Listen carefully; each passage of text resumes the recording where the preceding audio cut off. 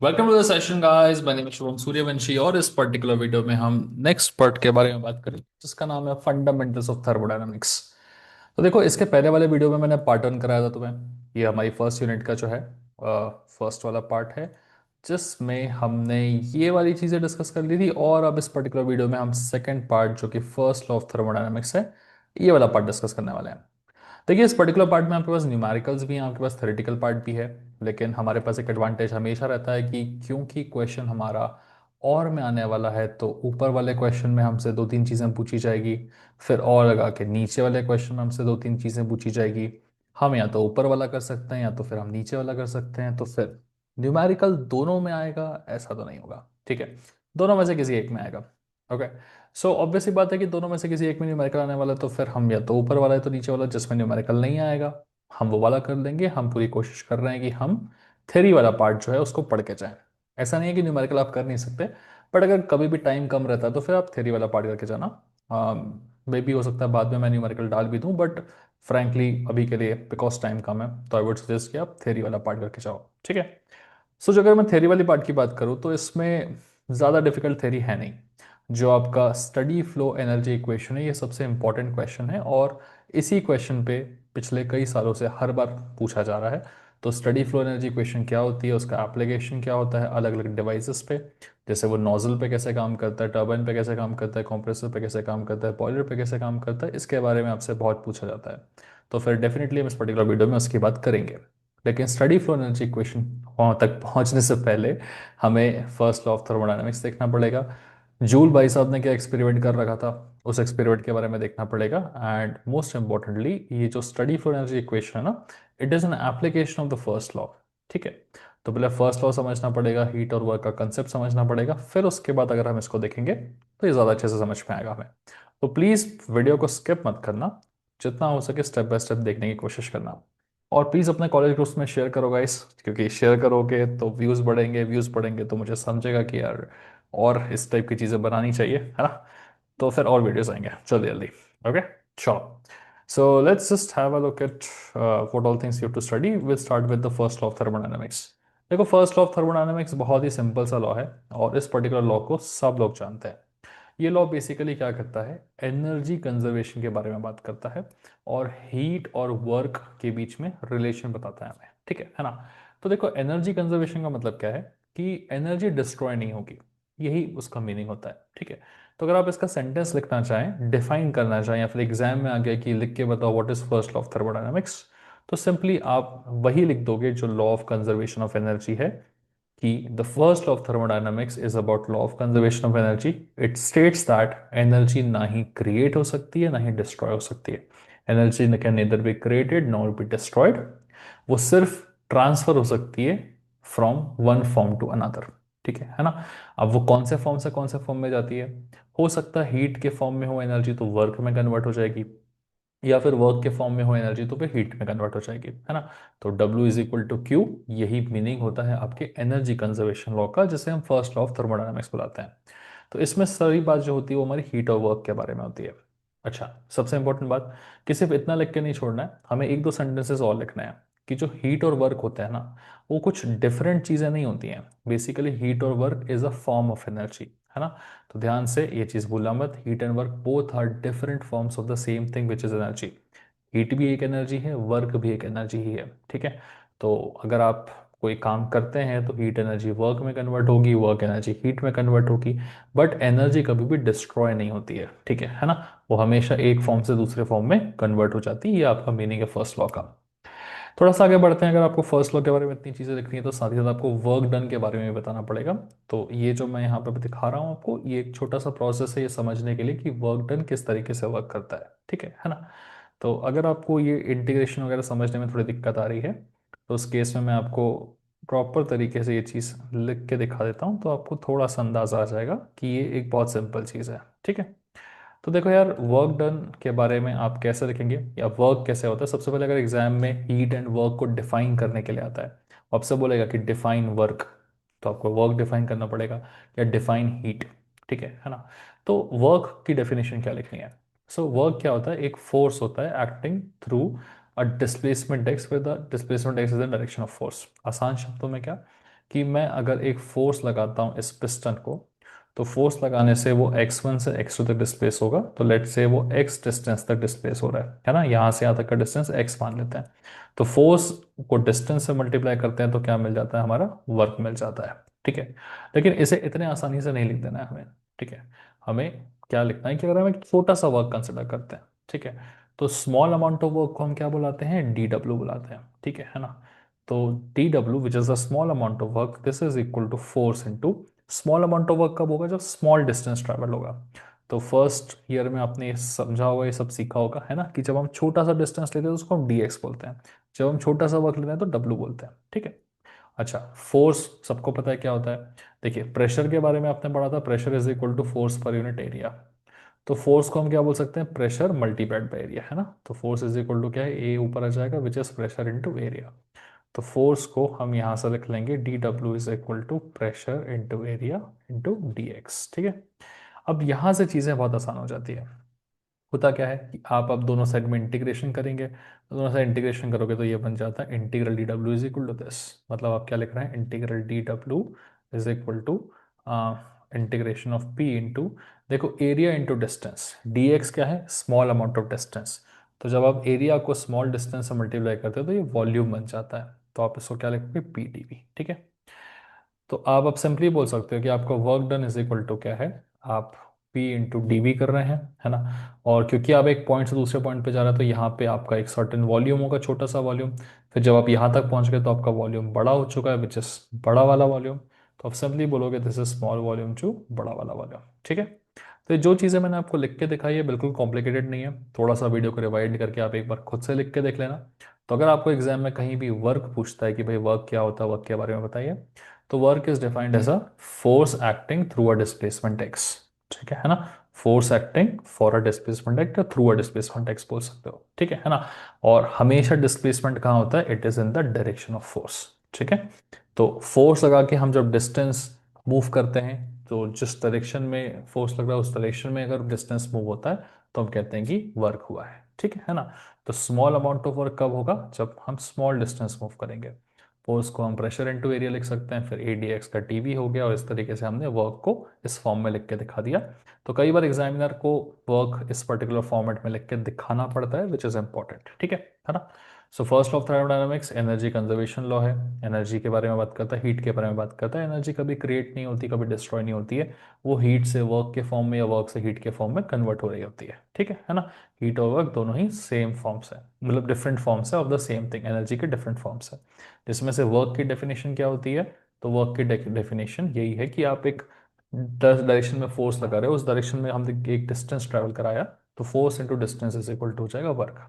ठीक है, हमेशा डिस्टेंस आपका डायरेक्शन ऑफ फोर्स में होना चाहिए, और इस तरीके से हम डिफाइन कर देंगे वर्क को।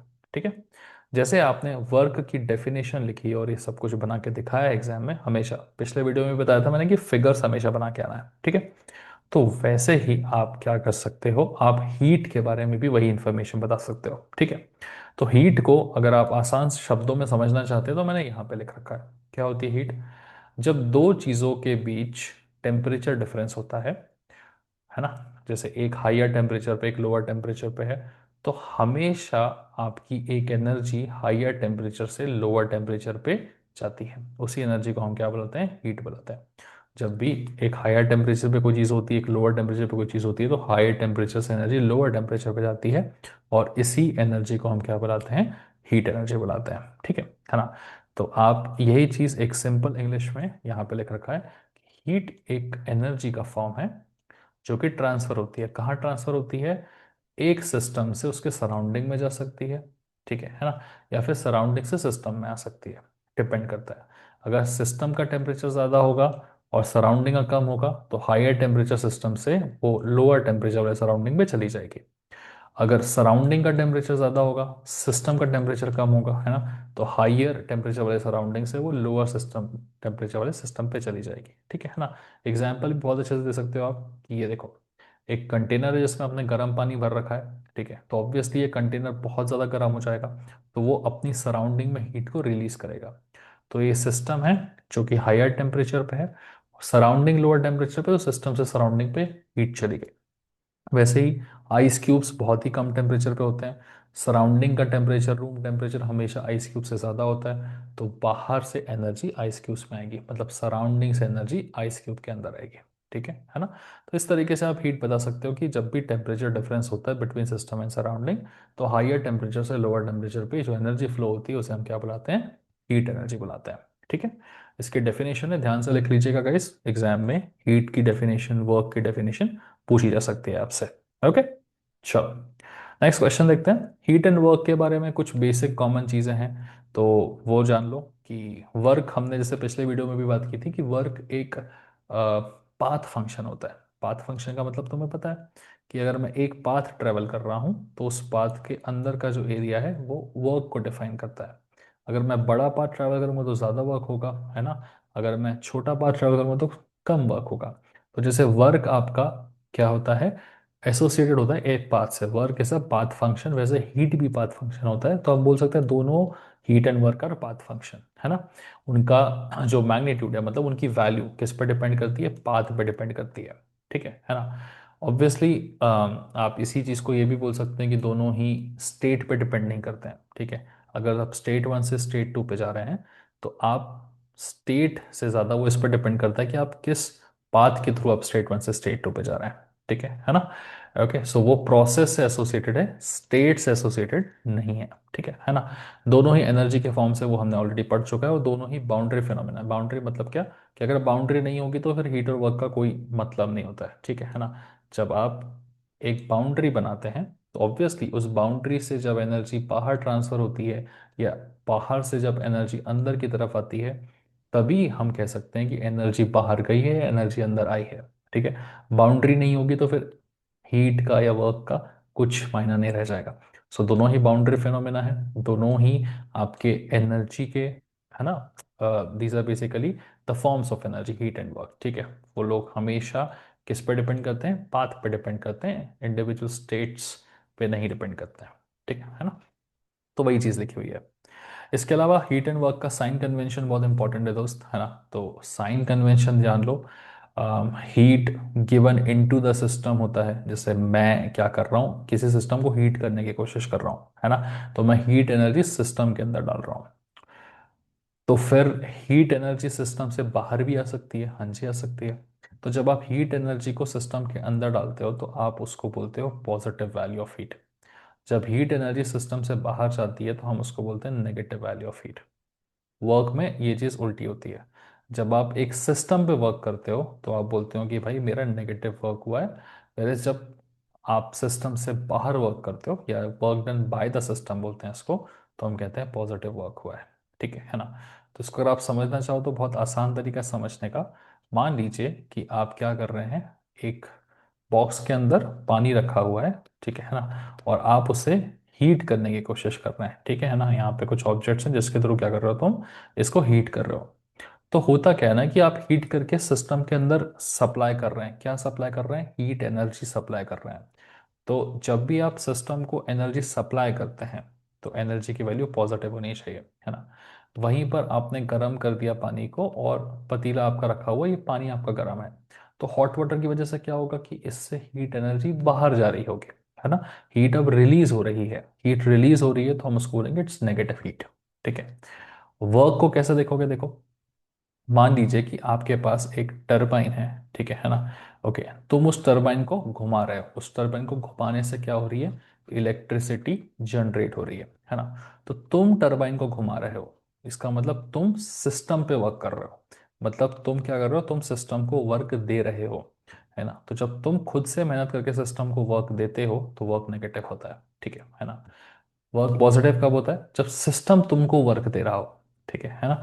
तो मान लीजिए कि आपने किसी सोर्स के थ्रू सिस्टम को, या फिर कहना चाहिए कि आपने एक पानी, है ना, आपने बहुत सारा हाई प्रेशर वाटर यहाँ पे छोड़ा। ठीक है। तो जब आपने वो बहुत सारा हाई वाटर छोड़ा तो टरबाइन ऑटोमेटिकली घूमेगा, और टरबाइन घूमेगा तो आपको आउटपुट में वर्क मिलेगा, है ना। तो उस केस में हम क्या बोलते हैं कि work is the output for me. ठीक है ना। अगर मैं खुद से टरबाइन घुमाऊंगा तो I am doing the work, so it has to be negative. Turbine पानी से घूम रहा है और फिर मैं उसको यूज कर रहा हूँ, उस घूमते हुए टरबाइन को, तो मैं कहूंगा कि it is workout, positive work. ठीक है ना। तो इसकी भाषा देख लीजिएगा गाइस, है ना। Positive work, work done by the system. Negative work, work done on the system. है ना, हम खुद से सिस्टम पे वर्क करेंगे तो नेगेटिव वर्क है, सिस्टम से वर्क लेंगे तो पॉजिटिव वर्क है। सिस्टम को हीट देंगे तो पॉजिटिव हीट है, और सिस्टम से हीट बाहर निकलेगी तो नेगेटिव हीट है गाइस। ठीक है ना। तो बेसिक चीजें, साइन कन्वेंशंस बड़े इंपॉर्टेंट है, याद रखिएगा, न्यूमेरिकल्स में काम आता है। Okay, sure. इसके बाद तुम्हारी नेक्स्ट चीज़ है, हाँ बेसिक, मैं कहा ना अभी इस पे न्यूमेरिकल पे नहीं जाएंगे, बिकॉज हम अगर एक आधा न्यूमेरिकल स्किप भी कर दें तो भी ऑप्शन में क्वेश्चन आएगा तो हम उसे कर सकते हैं। ठीक है ना। तो ज़्यादा फोकस हमारा रहेगा कि हम थ्योरेटिकल पार्ट कंप्लीट कर लें, बिकॉज टाइम बहुत कम बचा है। ओके। तो नेक्स्ट है आपका जूल्स एक्सपेरिमेंट। जूल एक्सपेरिमेंट क्या था, मैं आपको सिंपल शब्दों में समझाता हूँ। ठीक है। तो तुमने ऐसे बचपन में कोई खेल खेला होगा ना, जिससे तुम इस तरीके से ऐसे रोटेट करते हो। ठीक है ना। तो यहाँ पे एक पेडल लगा रहता है, उस पेडल को हम पानी में डाल दिया करते थे तो फिर पानी ऐसे ऐसे घूमने लगता था, है ना। ठीक है। तो होता क्या है ना, जूल भाई साहब भी बचपन में ऐसे ही खेल रहे थे कुछ, तो उनको बड़े होके याद आ गया कि हम ऐसे ऐसे खेल के कुछ तो एक्सपेरिमेंट कर सकते हैं। तो उन्होंने क्या एक्सपेरिमेंट किया, ध्यान से देखो। ये जो घुमाने वाला चीज़ है ना, इसके नीचे पेडल लगा हुआ था। ठीक है। तो उन्होंने उस घुमाने वाली चीज़ को एक पानी के बर्तन के अंदर डाला, और फिर उसने उन्होंने घुमाना शुरू कर दिया। जब उन्होंने घुमाना शुरू किया तो क्या हुआ, उन्होंने देखा कि यार पानी का टेम्परेचर थोड़ा सा बढ़ जा रहा है। फिर उन्होंने क्या किया, एक थर्मोमीटर लगा दिया। ठीक है ना। और ये थर्मोमीटर भी कोई ऐसे बहुत एडवांस थर्मोमीटर नहीं था, ये थर्मोमीटर भी जूल ने खुद ही बनाया था। ठीक है। बट उस समय के हिसाब से काफ़ी एडवांस थर्मोमीटर था। तो उन्होंने क्या किया, इस पेडल को घुमाना शुरू किया और फिर थर्मोमीटर लगा के टेम्परेचर मेजर किया, तो उन्होंने देखा कि यार जब वो घुमा रहे हैं तो टेम्परेचर बढ़ जा रहा है।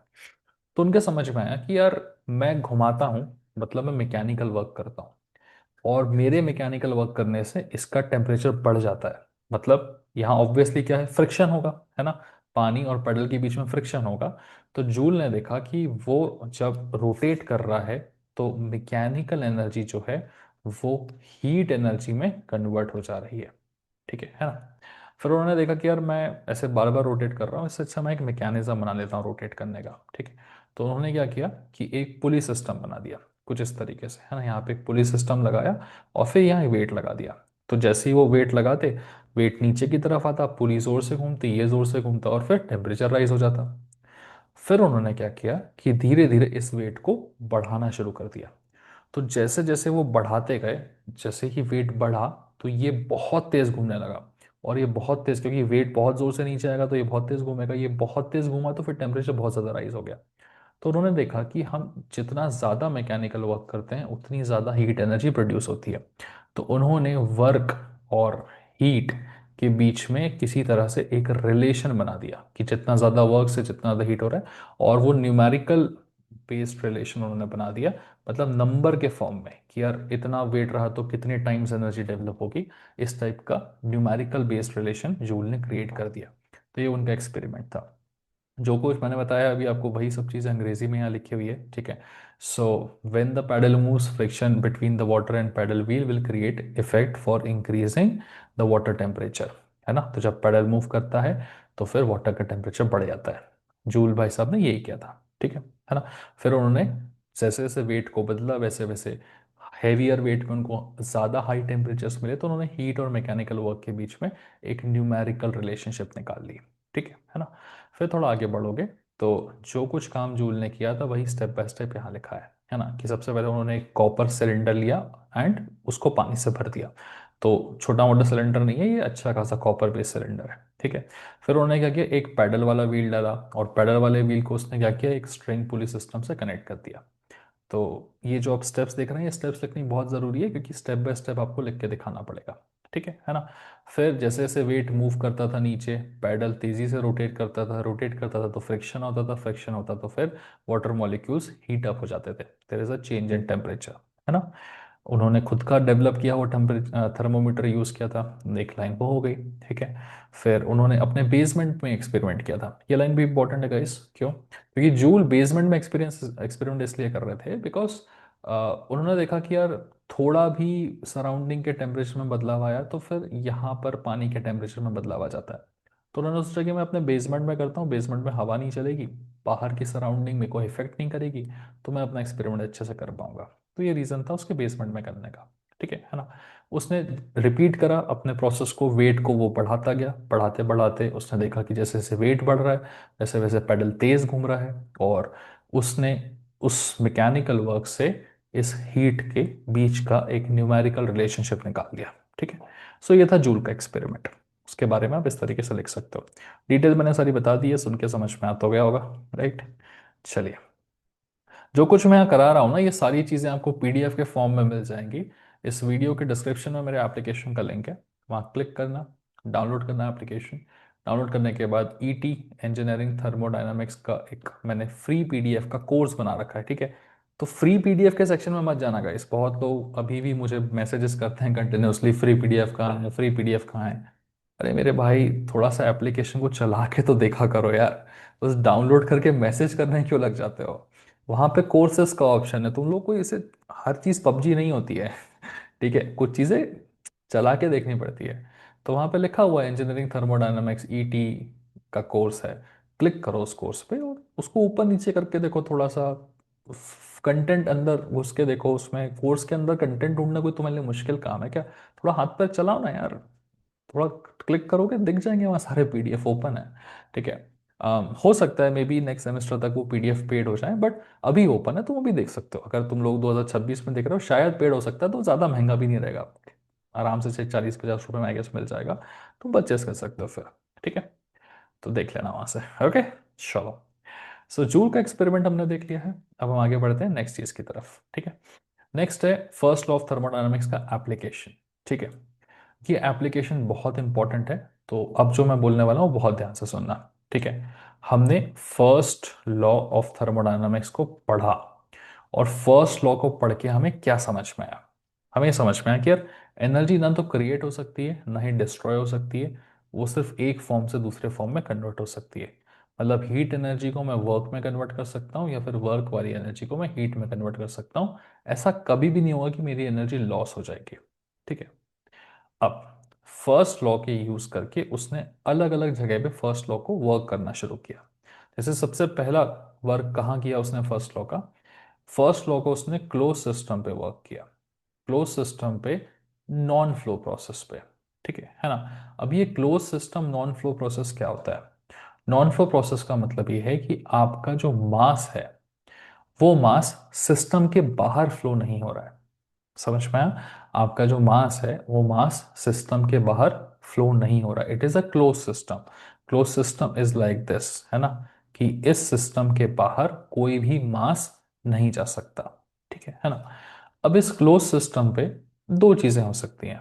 एक, कि जब आप इस क्लोज सिस्टम को हीट देंगे, ठीक है ना, तो ऑब्वियस ही बात है कि वो इस हीट एनर्जी को वर्क में कन्वर्ट कर देगा। ठीक है ना।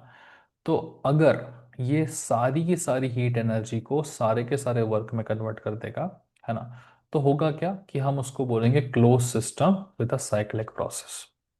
ध्यान से सुनो। ठीक है। मैं जो भी हीट दे रहा हूं सिस्टम को, अगर वो सारी की सारी वर्क में कन्वर्ट कर देगा, तो इसमें क्या होगा कि it is a close system with a cyclic process. Cyclic process कैसे होता है समझो। ये पॉइंट वन था और ये पॉइंट टू था। तुमने क्या किया, तुमने हीट एनर्जी देनी शुरू की, हीट एनर्जी देनी शुरू की, तो सिस्टम कहाँ पहुंच गया? सिस्टम पॉइंट वन से पॉइंट टू की पोजीशन पे पहुंच गया, है ना। वॉल्यूम डिक्रीज हो गया, प्रेशर इंक्रीज हो गया, और हम पॉइंट वन से पॉइंट टू पे पहुंच गए। तो सिस्टम अब कहाँ पहुंच चुका है? सिस्टम पॉइंट टू पे पहुंच चुका है हीट देने की वजह से। अब तुमने जितनी हीट दी है सिस्टम को, ठीक है, अगर वो सारी की सारी हीट को वर्क में कन्वर्ट कर देता तो अब वो अपनी एनर्जी को लूज कर देगा। तो अभी एनर्जी डिस्ट्रॉय नहीं हुई है, एनर्जी क्रिएट हुई है ना।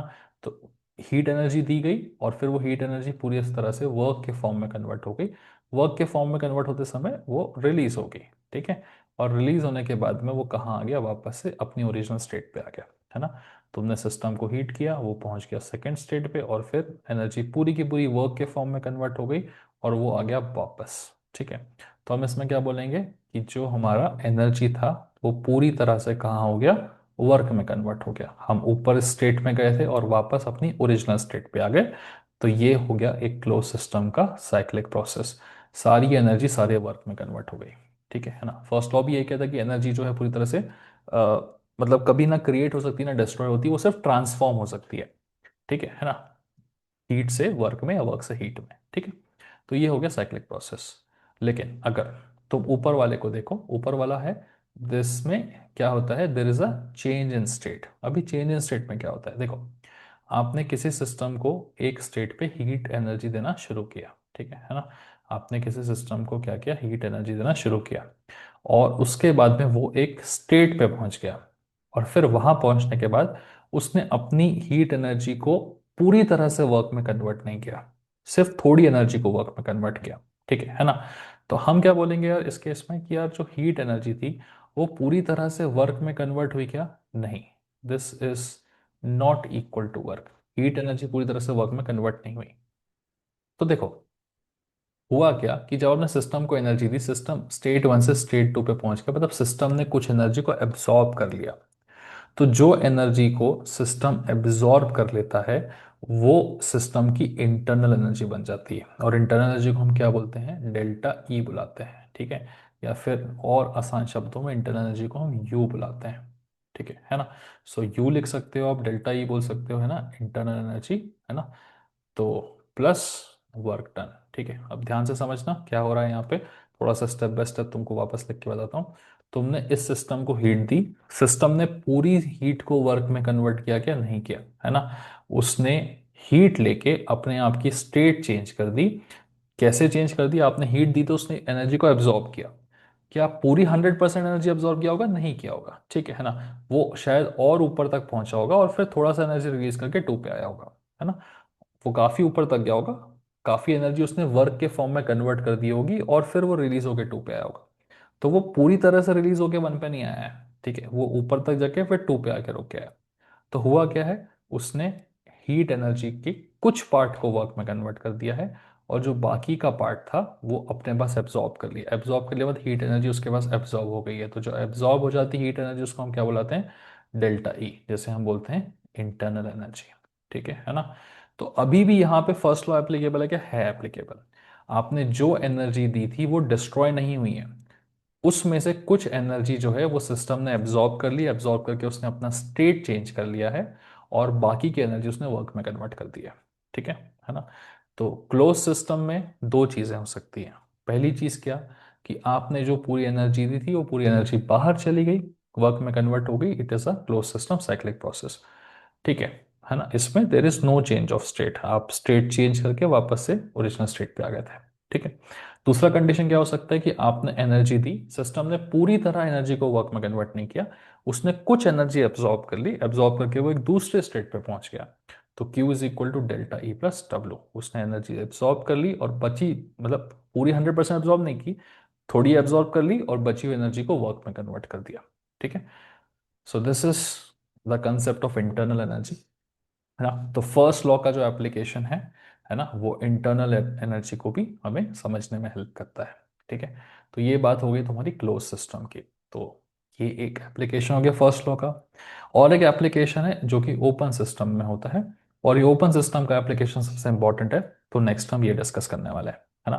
तो आई होप आपको एप्लीकेशन ऑफ फर्स्ट लॉ में ये समझ गया होगा कि यार भाई क्लोज सिस्टम में जब चेंज ऑफ स्टेट होता है तो वो चेंज ऑफ स्टेट क्यों होता है, एनर्जी देते हैं तो एनर्जी एब्जॉर्ब होती है, इंटरनल एनर्जी बढ़ जाती है एब्जॉर्ब होके, और बचा कुचा वर्क में कन्वर्ट हो जाता है। तो this is how the close system change of state happens.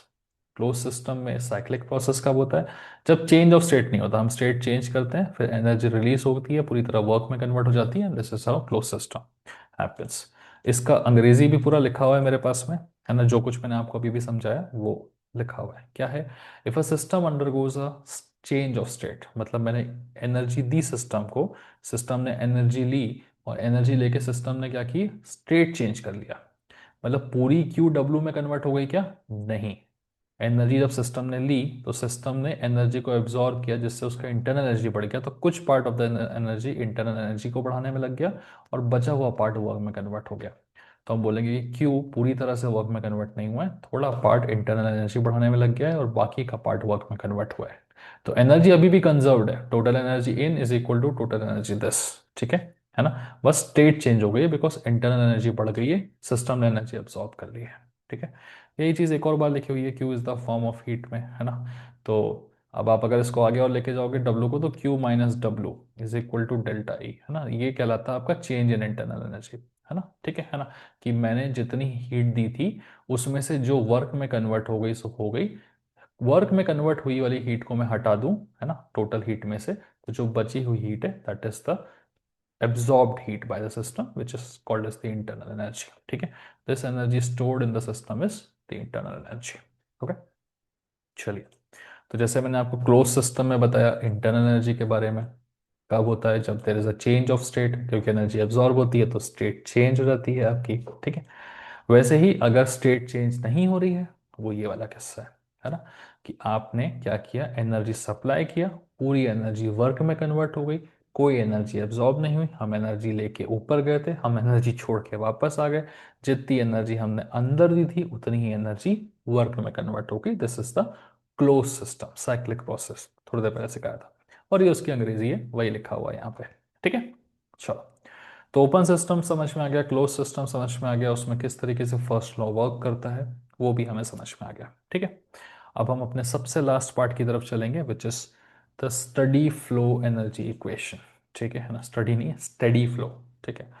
अब स्टेडी फ्लो एनर्जी इक्वेशन क्या होती है, ध्यान से समझो, है ना, ये भी फर्स्ट लॉ का ही एप्लीकेशन है, ठीक है, ये भी फर्स्ट लॉ का ही एप्लीकेशन है। अभी तक हमने फर्स्ट लॉ के दो एप्लीकेशन देखे, कौन से दो एप्लीकेशन, पहला एप्लीकेशन जहां पर एनर्जी एब्जॉर्ब करके स्टेट चेंज होता है, इंटरनल एनर्जी बढ़ जाती है, दूसरा एप्लीकेशन जहां पे कोई एनर्जी एब्जॉर्ब नहीं होती है ना, जितनी एनर्जी देते हैं वो रिलीज होके वर्क में बुरी तरह कन्वर्ट हो जाती है। तो ये दोनों क्लोज सिस्टम थे, क्लोज सिस्टम में कोई भी मास फ्लो नहीं होता है, क्लोज सिस्टम पैक होता है, कोई मास फ्लो नहीं होता है। अब हम वो देखेंगे जहां पर मास फ्लो हो सकता है, ठीक है, जो कि थर्ड एप्लीकेशन है, ठीक है ना। तो पहले दो एप्लीकेशन में कोई भी मास फ्लो नहीं हो रहा था, है ना, सिस्टम जो था वो एक क्लोज सिस्टम था, इस क्लोज सिस्टम में ना ही कोई मास एंटर कर रहा था ना ही कोई मास बाहर जा रहा था, ठीक है। लेकिन इसी सिस्टम को अगर मैं इधर से ओपन कर दूं और इधर से भी ओपन कर दूं और अलाउ कर दूं कि यहां से एयर अंदर जा रही है, यहां से एयर बाहर जा रही है, तो अब ये क्लोज सिस्टम रहेगा क्या, अब ये बन जाएगा ओपन सिस्टम, क्योंकि यहाँ पे अब एयर अंदर जा रही, एयर बाहर जा रही, मतलब मास एंटर कर रहा है, मास बाहर की तरफ जा रहा है ना। तो थर्ड एप्लीकेशन जो है फर्स्ट लॉ का वो इस सिस्टम पे देखेंगे, ठीक है। चलो, तो जैसे मैंने आपको बताया था कि now as it is an open system, तो ये एक इनलेट है जहाँ से एनर्जी, सॉरी, जहाँ से आपका मास है वो कंटिन्यूसली अंदर जा रहा है, और ये एक आपका आउटलेट है जहाँ से आपका जो मास है वो कंटिन्यूसली बाहर आ रहा है। तो हम स्पेसिफिकली एयर को कंसिडर करते हैं, एयर के फ्लो को, है ना। तो एयर का भी अपना मास होता है, तो एयर घुस के एयर बाहर निकल रही है, मतलब certain mass is entering, certain mass is moving out, ठीक है। फर्स्ट लॉ की ही बात हो रही है, मतलब एनर्जी इज कांस्टेंट, है ना, एनर्जी ना ही क्रिएट होती ना ही डिस्ट्रॉय होती है, एनर्जी बस एक फॉर्म से दूसरे फॉर्म में कन्वर्ट होती है, ठीक है ना। तो होता क्या है कि मास, एयर अंदर जा रही है, एयर अंदर बाहर आ रही है, एयर जा रही है बाहर आ रही है, एक मोमेंट के बाद में जब स्टडी फ्लो रीच होता है ना, इसको एस एफ ई बोलते हैं। एस एफ ई क्या है, एस मतलब होता है तुम्हारा स्टडी, एफ मतलब होता है फ्लो, और ई होता है तुम्हारा एनर्जी, और दूसरा ई होता है इक्वेशन, ठीक है। तो it is steady flow energy equation, ठीक है। स्टेडी फ्लो जब रीच होता है, स्टेडी मतलब कांस्टेंट फ्लो, कि जितना घुस रहा है उतना ही निकल रहा है, जितना घुस रहा है उतना ना, जितनी हवा अंदर घुस रही उतनी ही हवा बाहर निकल रही है, ठीक है ना। तो इसका मतलब स्टेडी फ्लो चालू हो चुका है। तो जब स्टेडी फ्लो चालू हो जाता है तो उस वक्त हम बोल सकते हैं कि जो भी टोटल एनर्जी आपकी अंदर जा रही है वही टोटल अमाउंट ऑफ एनर्जी आपकी बाहर भी निकलेगी, ठीक है। जैसे ही स्टेडी फ्लो चालू हो जाता है, स्टेडी फ्लो का मतलब क्या, जितनी हवा अंदर जा रही है उतनी हवा बाहर निकल रही है, तो उस वक्त हम बोल सकते हैं कि आपकी जितनी एनर्जी अंदर जा रही है उतनी एनर्जी बाहर निकल रही है। तो यही होता है आपका first law in an open system. तो हम क्या बोलेंगे, what is first law in an open system, flow process, कि if we have reached a steady state मतलब the amount of air going inside is equal to the amount of air coming outside, then in that case the total energy which is going in, total energy at the inlet point, है ना, is equal to the total energy at the outlet point, है ना। हम इसको ऐसे बोलते हैं, this is the point one, this is the point two, है ना। तो total energy at the inlet point is equal to total energy at the outlet point, ठीक है। अब इसी चीज को आप थोड़ा और बेहतर तरीके से लिख सकते हैं, ठीक है, यही उसकी अंग्रेजी लिखी हुई है कि वो क्या लिख रहा है, कि sum of the total energies entering the system is equal to sum of the total energies going out of the system. कब होता है, जब स्टेडी फ्लो प्रोसेस रीच होता है। क्यों होता है ऐसा, इसलिए होता है क्योंकि एनर्जी हमें पता है इंडेस्ट्रक्टिबल है। एनर्जी ना ही क्रिएट हो सकती ना ही डिस्ट्रॉय हो सकती, वो सिर्फ कन्वर्ट हो सकती है। क्योंकि एनर्जी सिर्फ कन्वर्ट हो सकती है तो टोटल एनर्जी उस सिस्टम में घुस रही है, वो पूरी की पूरी टोटल एनर्जी बाहर भी निकलेगी सिस्टम से, वो कहीं पर भी लूज नहीं होगी, है ना। तो यही है आपका फ्लो वाला। करेक्ट। चलो आगे बढ़ते हैं, नेक्स्ट देखते हैं। अब यहाँ पर चीज़ें एकदम बहुत ज़्यादा इजी नहीं होती है स्टेडी फ्लो एनर्जी इक्वेशन में, क्योंकि आपको थोड़ा सा समझना पड़ता है कि कौन कौन सी एनर्जी आपके पास है। तो जो पुराना डायग्राम था, अभी भी मैंने पुराना डायग्राम ही बनाया, बस थोड़ी कुछ एक्स्ट्रा चीज़ें ऐड हो गई है। क्या क्या ऐड हो गया देखो। यहाँ पे हमारा एयर का फ्लो तो चल रहा था, और यहाँ से एयर का फ्लो बाहर जा रहा था, है ना। ठीक है। तो ऐड क्या क्या हुआ है। ऐड एक ये हुआ है कि यार हमने एक बेस लाइन ले रखी है, उस बेस लाइन से सर्टेन हाइट पे एयर बाहर जा रही है, सर्टेन हाइट पे एयर। ये हाइट क्यों ले रखी है, बिकॉज हमें पोटेंशियल एनर्जी की भी जरूरत पड़ने वाली है। ठीक है ना। एयर की अपनी खुद की वेलोसिटी होती है, तो एक सर्टेन वेलोसिटी पे एयर एंटर करेगी, है ना, स्पीड v, और एक सर्टेन वेलोसिटी पे एयर बाहर जाएगी। ओके। तो वेलोसिटी इंपॉर्टेंट है, एयर का इनलेट कितनी हाइट पे, वो इंपॉर्टेंट है, बिकॉज हाइट से हमें क्या मिलती है, पोटेंशियल एनर्जी मिलती है ना। तो हमें एक चीज तो समझ में आ गई है कि जब एंट्री होगी तो एंट्री के टाइम पे हमारे पास काइनेटिक एनर्जी भी होगी, हमारे पास में पोटेंशियल एनर्जी भी होगी। ठीक है ना। वैसे ही जब बाहर निकलेंगे तब भी हमारे पास काइनेटिक एनर्जी भी होगी, हमारे पास में पोटेंशियल एनर्जी भी होगी। ठीक है। तो काइनेटिक और पोटेंशियल एनर्जी तो अंदर जाने के समय भी होती है, बाहर आने के समय भी होती है। और भी कुछ एनर्जीज होती है क्या, और भी एनर्जीज होती हैं। ठीक है। एंथैल्पी होती है। ठीक है। प्लस साथ ही साथ में अगर हम इंटरनली कुछ एनर्जी, हीट एनर्जी सप्लाई कर रहे हैं तो वो भी होता है। वैसे ही आउटपुट में अगर एंथैल्पी इनपुट में है तो फिर एंथैल्पी आउटपुट में भी होती है। और आउटपुट में हमारे पास कभी भी क्यू नहीं होता, क्योंकि क्यू होता है जब हम हीट अंदर सप्लाई करते हैं, और उसकी वजह से जो हमें वर्क आउटपुट में मिलता है, तो आउटपुट में हमेशा क्या होता है, वर्क होता है। ठीक है। तो अगर आपको ये सब समझ में आए तो बहुत अच्छी बात है, इनके साथ नहीं समझ पाया तो मैं थोड़ा सा साफ सफाई में लिख देता हूँ। ठीक है ना, कि energy at the input must be equal to the energy at the output.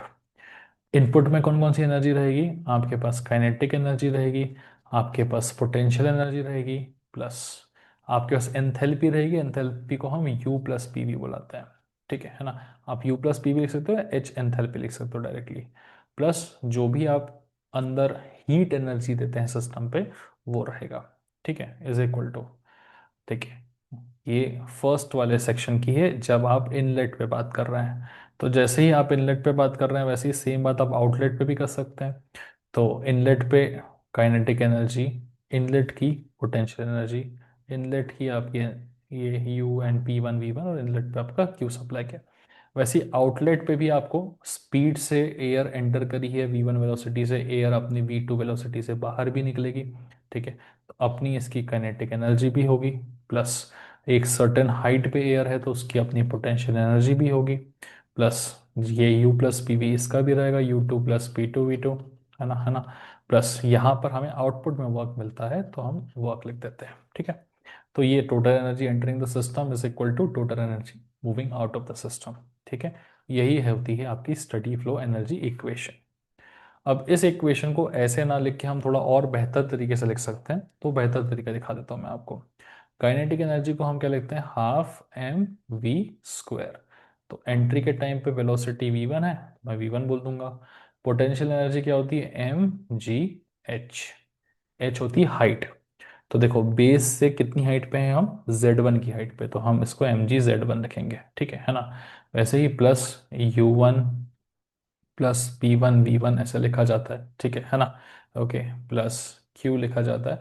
अब देखो जनरली क्या होता है ना, कि मास को ऐसे नहीं लिखते हैं। ठीक है ना। वो क्या करते हैं, मास को बाहर कॉमन लेते हैं। ठीक है।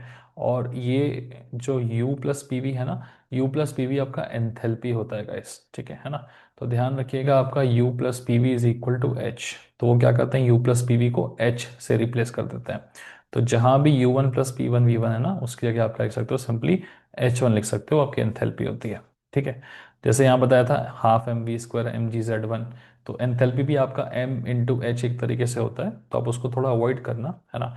आप सिंपली ये जो half M we square mgz1 है ना, इन दोनों में से तुम मास को बाहर लिख लेना। ठीक है। है ना। तो मास को अगर बाहर लिख लोगे तो सिर्फ ये दोनों बचेंगे, तो अल्टीमेटली ये हो गया। ओके, ठीक है, प्लस क्यू। Okay, great. चलो, तो आई होप ये समझ में आ गया होगा। ये मास अंदर होता हाफ एम वी स्क्वायर, यहाँ पे एम जी जेड वन होता, हम उसको बाहर लिख ले रहे हैं, ठीक है, ताकि ये आसान रहे। क्योंकि होता क्या है कि मास, जितना मास घुस रहा है उतना ही मास बाहर आ रहा है, तो अल्टीमेटली आगे जाके हम मास को स्ट्राइक ऑफ भी कर सकते हैं, तो वो बेटर रहता है। वैसे ही सेम यहाँ पे रहेगा, आप मास लिखोगे, ठीक है, काइनेटिक एनर्जी जहाँ पे वी वन आया था वहाँ सब वी टू हो जाएगा, सो this is V2² / 2 plus GZ1 आया था तो यहाँ क्या हो जाएगा GZ2, क्योंकि Z2 तक की हाइट है। यहाँ H1 आया था तो यहाँ पे क्या हो जाएगा H2, ठीक है। बस एंट्री Q की हुई है, तो बाहर कौन निकलेगा, वर्क निकलेगा। समझ गए, बहुत बढ़िया। तो अल्टीमेटली ये बनता है। अब इसको और बेहतर करने के लिए क्या करते हैं कि इस पूरी इक्वेशन को m से डिवाइड कर देंगे। तो इस पूरी इक्वेशन को जब आप m से डिवाइड करोगे तो ये आपका m से डिवाइड होगा, तो इसका m तो कटेगा, Q/m बचेगा बस, है ना। तो अगली स्टेप में क्या हो जाएगा, ये सब कुछ m से डिवाइड हो गया, तो ये बचेगा Q/m, है ना। वैसे ये भी पूरा आपका m से डिवाइड हुआ तो m से m कटेगा और यहाँ W/m बचेगा, ठीक है। तो इस m से इस m को कट गया और यहाँ क्या बचा W/m, ठीक है। So heat divided by mass क्या होता है, स्पेसिफिक हीट। तो तुम इसको क्या लिखोगे, स्पेसिफिक हीट। ओके, या फिर तुम इतनी ही इक्वेशन लिख के भी छोड़ सकते हो, ये भी चलेगा, है ना। जैसे मैंने कहा तुम यहां तक की इक्वेशन लिख के भी छोड़ दो, या फिर तुम अगर उतने कंफर्टेबल नहीं हो चीज़ों को करने में तो तुम यहां तक की इक्वेशन लिख के भी छोड़ दो, ये भी चल जाएगा। This is also steady flow energy equation, ठीक है, क्लियर। चलो, अब इसके बाद आता है मेन काम। वो स्टेडी फ्लो एनर्जी इक्वेशन तो तुम्हें लिखने के लिए मांगेगा, इसके अलावा तुमसे ये भी बोल सकता है कि अलग अलग डिवाइसेस के लिए स्टेडी फ्लो एनर्जी इक्वेशन लिख के दिखाइए। अभी तो आपने जो लिखा है वो एक जनरल डिवाइस के लिए लिखा है कि जितनी एनर्जी अंदर जा रही है उतनी एनर्जी बाहर आ रही है ना। Kinetic plus potential plus enthalpy plus Q going inside is equal to kinetic plus potential plus enthalpy plus work moving outside, है ना। लेकिन आप इसको अलग अलग डिवाइसेस के लिए लिख के दिखाओ। तो कौन से अलग अलग डिवाइसेस हैं, जैसे आपका नोजल है इसके लिए लिखने को बोलेगा, आपका टरबाइन है इसके लिए लिखने को बोलेगा, आपका कंप्रेसर है इसके लिए लिखने को बोलेगा। और बहुत आसान होता है कि स्टडी फ्लो एनर्जी इक्वेशन को लिखना। एक एक करके तुम्हें सबका लिखा के दे देता हूँ, बिकॉज ये बहुत ही फेमस क्वेश्चन है, बहुत पूछा जाता है, तो तुम यहाँ पे देख लेना। तो जब भी आप किसी की स्टेडी फ्लो एनर्जी इक्वेशन लिखते हो ना, तो उस समय आपको बहुत ज़्यादा ध्यान रखना पड़ता है कि कौन कौन से एजम्पशंस आपको लेने हैं, ठीक है। क्योंकि बिना एजम्पशंस के आप स्टेडी फ्लो एनर्जी इक्वेशन नहीं लिख सकते। तो नोजल की बात करते हैं, नोजल में क्या एजम्पशन रहेंगे। सबसे पहले नोजल को देखो, नोजल में होता क्या है। नोजल में होता यह है कि बहुत सारी हवा जो है वो इस तरीके से नोजल में आती है, ठीक है। और धीरे धीरे आप रियलाइज करोगे कि इस छोटे से एरिया में से वो सारी हवा बाहर निकलती है। तो हो क्या रहा है कि यहाँ एक बहुत बड़ा एरिया, यहाँ एक बहुत स्मॉल एरिया है। तो अगर v1 वेलोसिटी से हवा इस बड़े एरिया में जा रही है, तो इस छोटे एरिया में बहुत स्पीड से बाहर निकलेगी, है ना। तो ऑब्वियसली क्या होगा कि नोजल से बाहर निकलने के बाद हवा बहुत तेज हो जाएगी। तुमने बचपन में से पानी से खेलते होंगे तो नल अगर ऐसे सामने से दबा दो तो कितनी स्पीड से पानी निकलता है ना। ये वैसे ही होता है, नोजल क्या करता है, बहुत तेजी से हवा को बाहर फेंकता है, ठीक है ना। अब हमें अजम्पशंस क्या क्या लेना है, सबसे पहले हमें अजम्पशन ये लेना है कि, और अजम्पशन लेने से पहले ना मैं तुम्हें इक्वेशन लिख के दिखा देता हूँ कि अपनी इक्वेशन कैसे वर्क करती है, ठीक है ना। तो हमारी जो स्टेडी फ्लो एनर्जी इक्वेशन है वो हम पहले लिख देते हैं। तो ये होता है क्या, m इंटू आपका काइनेटिक एनर्जी है तो उसका V1² / 2 आएगा, पोटेंशियल एनर्जी है तो उसका GZ1 आएगा, है ना, एंथैल्पी का H1 आएगा, और बाहर की तरफ आएगा Q, ठीक है ना। दिस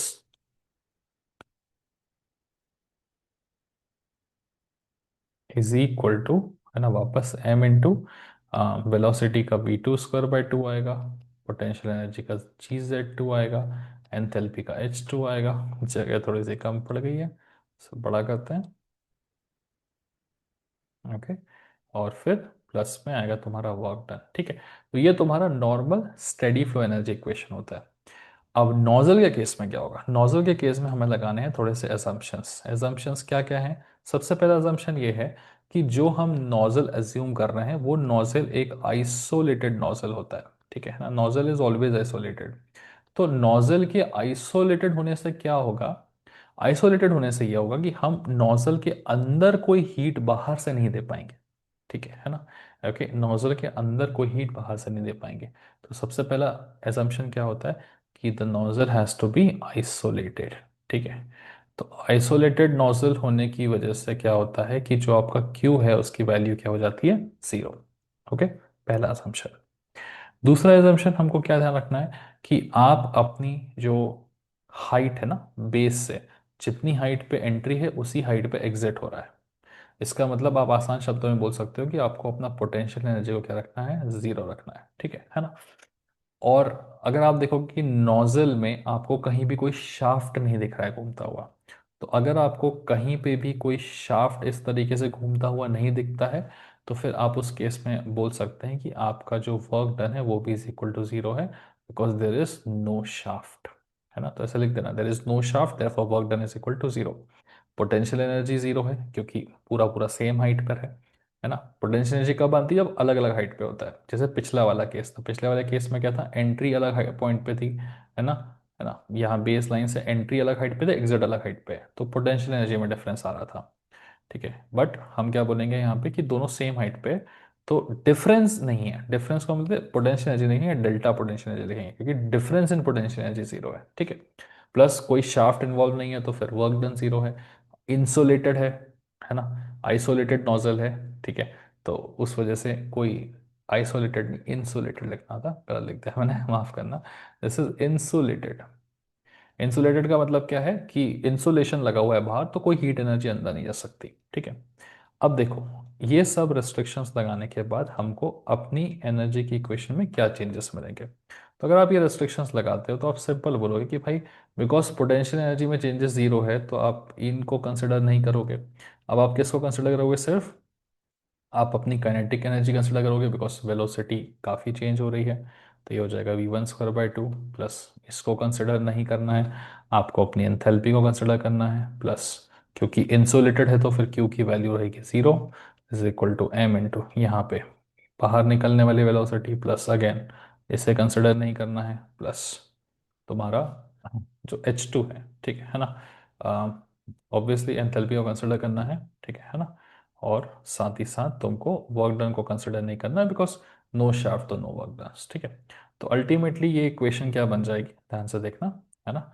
ये बन जाएगा तुम्हारा m into v1 square by 2 plus h1 is equal to m into v2 square by 2 plus h2, ठीक है। फिर अगेन क्योंकि जितना मास अंदर जा रहा है उतना ही मास बाहर आ रहा है, m और m सेम है तो आप m से m को भी काट सकते हो, ठीक है। तो देख रहे हो आप स्टेडी फ्लो एनर्जी इक्वेशन, जैसे जैसे आप एजम्पशन लेते चलोगे वैसे वैसे स्टेडी फ्लो एनर्जी इक्वेशन आपकी बदलती जाएगी, ठीक है। अब इसको थोड़ा सा आगे की तरफ लेके जाते हैं और अपने क्वेश्चन को फाइनली एंड करते हैं यहीं पे, ठीक है ना।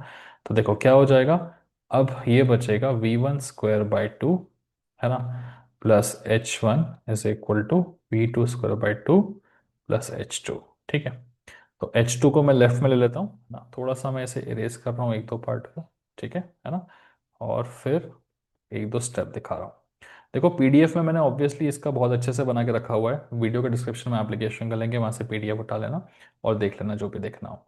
तो H1 minus H2 is equal to क्या, this is v2 square by 2 minus v1 square by 2। ये इंपॉर्टेंट है, क्यों, H2 इधर आ गया, v1 इधर आ गया। अब ध्यान रखिएगा कि जब एंटर होती है वेलोसिटी तो वो बहुत कम वेलोसिटी होती है और नोजल से जब बाहर निकलती है तो बहुत तेज होती है। तो V2 और V1 के बीच का डिफरेंस बहुत ज़्यादा होता है। बिकॉज V2 और V1 के बीच का डिफरेंस बहुत ज़्यादा है, तो हम बोल सकते हैं कि V2 बहुत ज़्यादा बड़ा है V1 से, और इसलिए हम V1 को क्या करते हैं, नेग्लेक्ट कर देते हैं। तो अब सिर्फ क्या बचता है हमारे पास में, H1 minus H2 is equal to v2 square by 2। तो यही है तुम्हारा final steady flow energy equation किसका, नोजल का। समझ गए, है ना। और आप लगे तो इसको और बेटर बनाना तो 2 को ऊपर लेके जाओगे मल्टीप्लिकेशन में, तो 2 इंटू H1 माइनस H2 हो जाएगा, है ना। और इस पूरे का अंडर रूट करोगे तो क्या बन जाएगा, V2 बन जाएगा, है ना। तो ये एक अगला स्टेप है। खुद पेन उठा के थोड़ा सा चला के देखना, अगली स्टेप लिख के आ जाएगी, वरना यहाँ पे छोड़ोगे तो भी चलेगा। ठीक है। तो नोजल के लिए अगर बोला तो स्टेडी फ्लो एनर्जी इक्वेशन लिखेंगे, फिर एजम्पशन लगाएंगे। एजम्पशन कौन कौन से, इंसुलेटेड नोजल है तो फिर हीट नहीं आ सकता, कोई शाफ्ट नहीं है नोजल में तो वर्क नहीं आ सकता, और क्योंकि हम जहाँ एंटर हो रहा है एयर वहीं से एग्जिट हो रहा है तो सेम हाइट है, इसलिए change in potential energy zero है। तो फिर आपकी फाइनल इक्वेशन बन जाती है। ठीक है। जैसे आपने ये काम नोजल के लिए किया है, वैसे ही आप अपना स्टेडी फ्लो एनर्जी इक्वेशन जो है वो टरबाइन के लिए भी निकाल सकते हैं। तो टरबाइन के लिए कैसे निकालेंगे, क्या एजम्पशंस रहेंगे, बताता हूँ। अगर सही जम रहा है बिल्कुल तो प्लीज़ लाइक शेयर सब्सक्राइब कर दो इस वीडियो को। रात के अभी पता नहीं कितने बज रहे हैं, शायद ऑलमोस्ट 2:30-3 बज रहा है, 2:48 हो गया है, उसे बना रहे हैं अपन। तो लास्ट लास्ट में डिमांड आई थी, कोशिश पूरी है कि हम इसे पूरा करें, बट आप अपना काम करते चलो, लाइक शेयर सब्सक्राइब बनाते चलो। तो स्टेडी फ्लो एनर्जी इक्वेशन हम टरबाइन के लिखेंगे। लिखने से पहले सबसे पहले काम, ठीक है, अब जब भी स्टडी फ्लो एनर्जी इक्वेशन लिखना होता है ना, तुम सबसे पहले ऐसे लिख लिया करो। ठीक है, कि होती क्या है स्टडी फ्लो एनर्जी इक्वेशन, तो हमें क्या रहता है, v1² by 2 plus gz1 plus h1 enthalpy plus heat energy is equal to m into v2² by 2 plus gz2 plus enthalpy plus work done. ठीक है, थोड़ा प्रैक्टिस करोगे तो आदत हो जाएगी। So this is my normal steady flow energy equation. अब turbine में क्या होता है, ध्यान से देखो। टरबाइन में ना आपके पास शाफ्ट होता है, ठीक है ना। तो शाफ्ट घूमता है, तो शाफ्ट घूमता है तो फिर वर्क डन तो जीरो हो नहीं सकता, क्योंकि आप शाफ्ट को घुमा रहे हो। नोजल में शाफ्ट था क्या, नहीं था, शाफ्ट है ना, ये इसको शाफ्ट बुलाते हैं। ठीक है।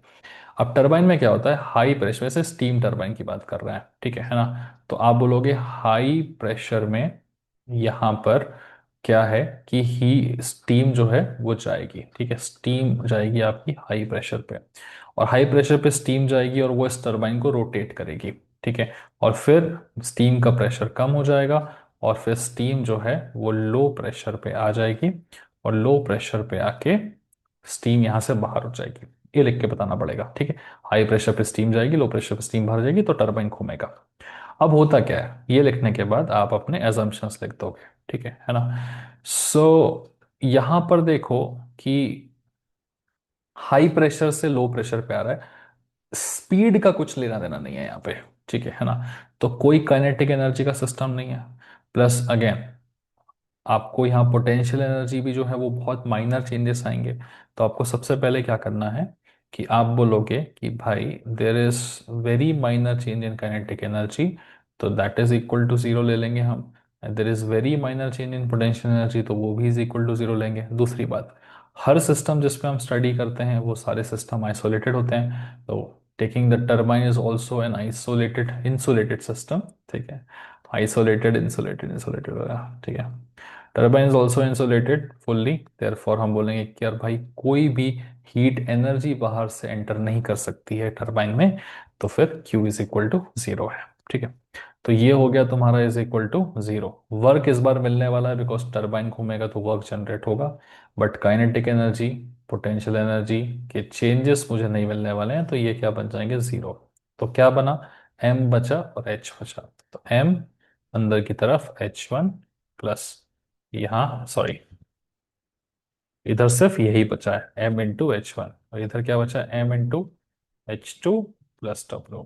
ठीक है, इस पूरे को तुम M से डिवाइड कर दोगे तो क्या बचेगा, H1 is equal to H2 plus W/M। Basic mathematics है। इसको भी M से डिवाइड किया, इसको भी M से डिवाइड किया, इसको भी M से, तो अब ये बन गया स्पेसिफिक वर्क। ठीक है, it is called as work done by turbine, we call it as specific work now. ठीक है ना। अब ये हो जाएगा तुम्हारा H1 minus H2 is equal to W/M। आप इसे W/M लिख सकते हो, आप इसे स्पेसिफिक वर्क लिख सकते हो बाय द टरबाइन। ठीक है ना। सो ये आपकी फाइनल बन जाती है steady flow energy equation for a turbine. ठीक है, टरबाइन में क्या होता है वो लिख के बताना है ना। छोटा मोटा क्वेश्चन नहीं होता है, अच्छा क्वेश्चन होता है ना। तो इस तरीके से तुम्हें एजम्पशन लेके दिखाना होता है। जो एजम्पशंस तुमने टरबाइन के लिए किए हैं वही एग्जैक्टली सेम एजम्पशन तुम्हारे किसके लिए भी होते हैं, कंप्रेसर के लिए भी होते हैं। ठीक है ना। बस कंप्रेसर में थोड़ी सी चीजें बदलती हैं। क्या बदलती है कंप्रेसर में? आओ थोड़ा कंप्रेसर का भी तुम्हें करके दिखा देते हैं, ठीक है ना। सो कंप्रेसर में फर्क एक छोटा सा है बस। क्या फर्क है कंप्रेसर में? कंप्रेसर में हम पहले टरबाइन को घुमाते हैं, और टरबाइन के घुमाने से क्या होता है, कंप्रेसर एयर को अंदर लेता है और फिर एयर को अंदर बाहर छोड़ता है। तो टरबाइन के घुमाने से यहाँ पर जो लो प्रेशर एयर रहती है वो लो प्रेशर एयर अंदर जाती है, और बाहर हाइयर प्रेशर पे वो एयर को फेंकता है, जैसे कि हमारा hair dryer. It is like a compressor. दबाओगे, बटन ऑन करोगे तो फिर हवा को अंदर लेगा और बाहर की तरफ तेजी से फेंकेगा। तो हम खुद वर्क कर रहे हैं, ठीक है। एयर अंदर जाके एयर बाहर जा रही है, एयर अंदर जाके एयर बाहर जा रही है। It is about low pressure, it is about high pressure. तो अगेन वेलोसिटी का कोई काम नहीं है, तो kinetic energy zero, same assumption. Potential energy में कोई चेंज नहीं रहेगा, ये भी अजम्पशन। इंसुलेटेड रहेगा, जैसे टरबाइन इंसुलेटेड होता है वैसे कंप्रेसर भी इंसुलेटेड रहेगा, तो क्यू भी जीरो। हाँ, वर्क जीरो नहीं होगा क्योंकि हम ऑब्वियसली घुमा रहे हैं शाफ्ट को, तो वर्क जनरेट हो रहा है। तो एग्जैक्ट सेम चीजें बनेंगी जैसे कि यहां पर बन रही थी आपकी, है ना। तो काइनेटिक एनर्जी के चेंजेस जीरो, पोटेंशियल एनर्जी के changes zero, there is no Q. तो आप सब कुछ ऐसे का ऐसा मिलेगा। बस जहां पे वर्क डन बाय टरबाइन बोल रहे थे आप, बस वहीं पे आप वर्क डन बाय क्या बोलोगे, कंप्रेसर, ठीक है ना। और आप इसे क्या बोलोगे, this is the specific work, है ना। एम से डिवाइड होकर स्पेसिफिक वर्क द कंप्रेसर। बस यहां लिखने के बाद ना इसको छोड़ना मत, इसको लिखने के बाद एक स्टेप और लिखनी पड़ेगी आपको, क्या, ठीक है। यहाँ पे आपको लिखना पड़ेगा कि देखो हो क्या रहा है कि हम खुद शाफ्ट घुमाते हैं और हम सिस्टम पे वर्क कर रहे हैं, ठीक है। और ये मेरा H1 है, इनिशियल एंथैल्पी, ठीक है, जहाँ पे लो प्रेशर है। और ये मेरा H2 है, हाइयर प्रेशर। तो ऑब्वियसली H2 की वैल्यू ज़्यादा है क्योंकि हमने वर्क करके उसकी एंथैल्पी बढ़ा दिया है। तो H1 छोटा है, H2 ज़्यादा है, तो हम एक्चुअली इसको क्या लिखेंगे कि जो हमारा स्पेसिफिक वर्क है कंप्रेसर का, वो H1 माइनस एच टू ना लिख के हम H2 माइनस H1 लिखेंगे, ठीक है। तो ऐसा लिख देना कि as H2 is more than H1, so we write work done is equal to H2 minus H1, ठीक है। सारे एजम्पशंस के साथ में सब कुछ वैसे का वैसे ही चलेगा।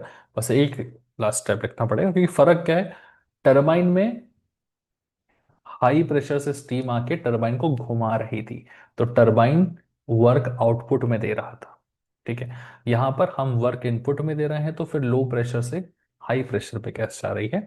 तो हाई प्रेशर पे गई तो हाईयर पे एंथैल्पी ज्यादा होगी, ठीक है। कंप्रेसर का भी हो गया।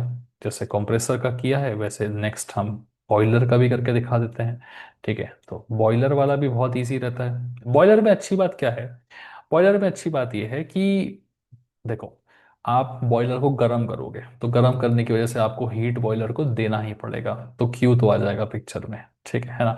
और बॉयलर में तुम्हें कहीं शाफ्ट दिख रहा है रोटेट होता हुआ? नहीं, ठीक है। ऐसे पानी इनलेट जाएगा, पानी आउटलेट जाएगा, कहीं कोई शाफ्ट नहीं दिख रहा है तुम्हें। तो क्योंकि कोई शाफ्ट नहीं दिख रहा है तुम्हें, तो तुम अजम्पशन में बोलोगे कि भैया work done is equal to zero है, ठीक है ना। कोई स्पीड से अंदर नहीं जा रहा, कोई स्पीड से बाहर नहीं जा रहा, तो चेंज इन काइनेटिक एनर्जी भी क्या है तुम्हारा, जीरो, ठीक है ना। वैसे ही चेंज इन पोटेंशियल एनर्जी भी क्या होगा, सेम अजम्पशंस रहते हैं बात बाज आगे के। चेंज इन काइनेटिक एनर्जी भी zero, change in potential energy भी क्या है तुम्हारा, जीरो है। और वर्क डन भी क्या होगा, जीरो, क्योंकि कोई शाफ्ट नहीं है यहाँ पे घुमाने के लिए, ठीक है ना। तो बस फिर क्या बनेगी तुम्हारी स्टेडी फ्लो एनर्जी इक्वेशन, वही अपना तुम्हारा मास ले लो।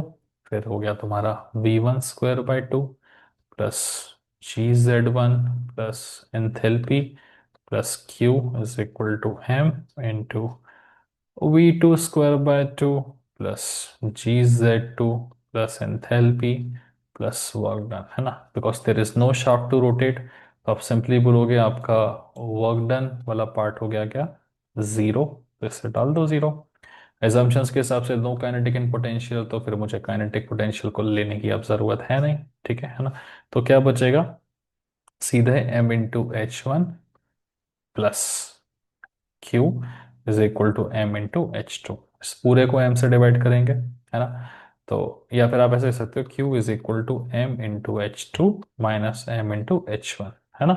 तो अब इस पूरे को आप क्या करो, M से डिवाइड कर दो, ठीक है। तो अब क्या हो जाएगा, Q divided by M is equal to H2 minus H1, ठीक है ना। और सही है, Q बाय M को आप स्पेसिफिक हीट लिख सकते हो, स्पेसिफिक हीट को हम Q स्पेसिफिक हीट बोल देंगे, that is equal to H2 - H1। तो ये बन गया तुम्हारा steady flow energy equation for a boiler.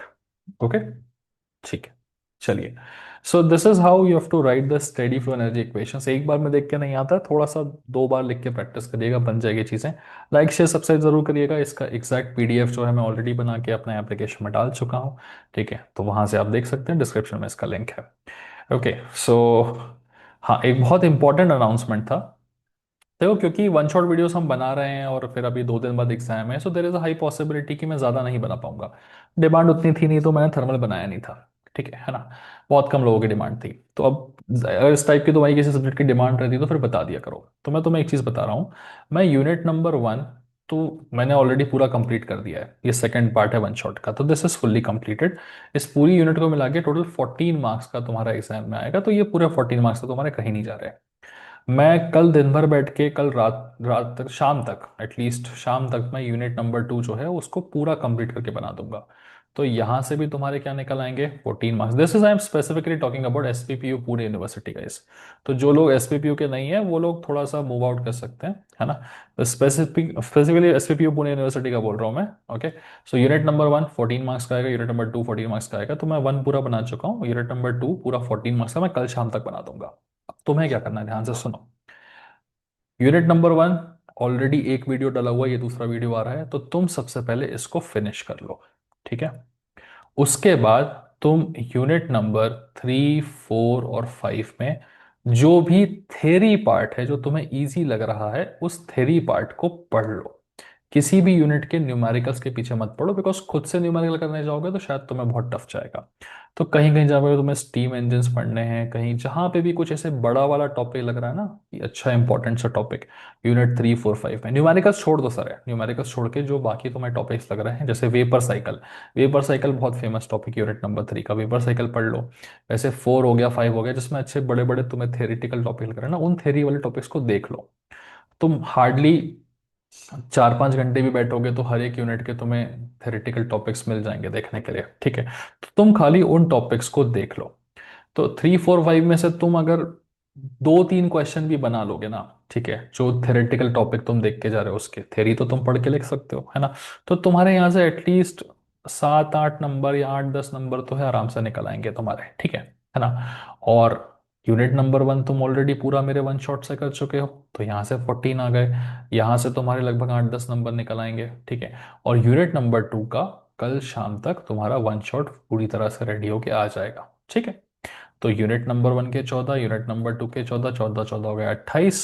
और यहाँ से जो भी तुम पढ़ के आ रहे हो, वर्स्ट केसेस में कह रहा हूँ 8 10 नंबर, थोड़ा और तो निकल ही आएगा। तो थेरेटिकल पार्ट यहाँ से कर लो 10 नंबर, तो 38 40 के आसपास हो जाएगा तुम्हारा। तुम्हारी पासिंग परफेक्ट हो जाएगी। तो 100% मेरे पे रिलाय मत करो, ठीक है। मेरी एक अपनी कैपेसिटी है और टाइम बीइंग के हिसाब से मैं उतना ही बना पाऊंगा। हाँ, अगर तुम लोग 2026 में देख रहे हो तो हो सकता है यूनिट नंबर 3 4 5 सबके वन शॉट आ गए हो।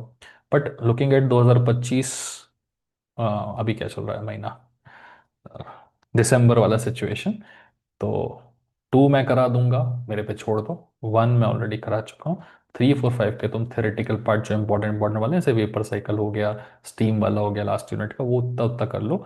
न्यूमेरिकल छोड़ दो, 40 नंबर पे टारगेट करो, पासिंग निकल आएगी तुम्हारी, ठीक है। So that was all about this particular video guys. Bye bye and take care, do like and share it. और पीडीएफ के लिए एप्लीकेशन डाउनलोड करो।